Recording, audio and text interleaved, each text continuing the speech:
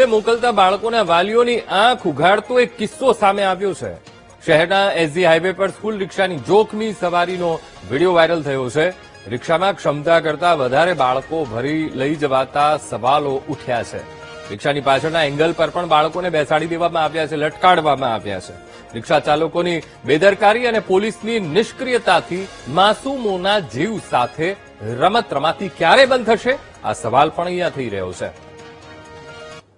સાથે મહત્વપૂર્ણ બાબત એ છે કે આ ઘટનામાં જો કોઈ મોટી દુર્ઘટના બને તો જવાબદાર કોણ?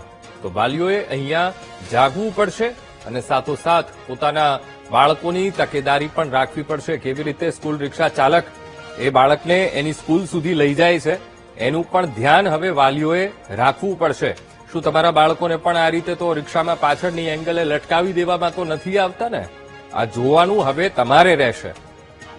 આજ મુદ્દે સંવાદદાતા દીપક ફોનલાઈન પર જોડાઈ ગયા છે। દીપક, ખૂબ ચોંકાવનારા આ દ્રશ્યો છે, સરખેજ હાઈવેના દ્રશ્યો, અને સાથોસાથ શહેરના એસજી હાઈવે પર સ્કૂલ રિક્ષાની જોખમી સવારીનો આ વિડીયો વાયરલ થયો છે। દીપક, વાલીઓએ અહીંયા ચેતવા જેવું।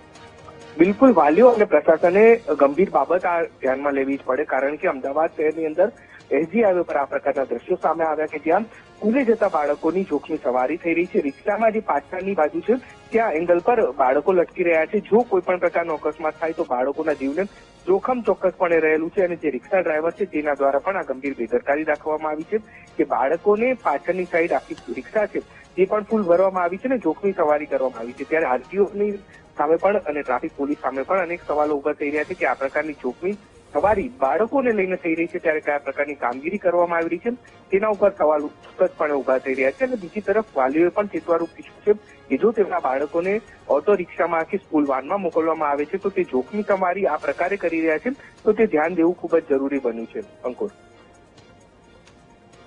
બિલકુલ દીપક, સમગ્ર માહિતી સાથે જોડાવા બદલ આપનો આભાર।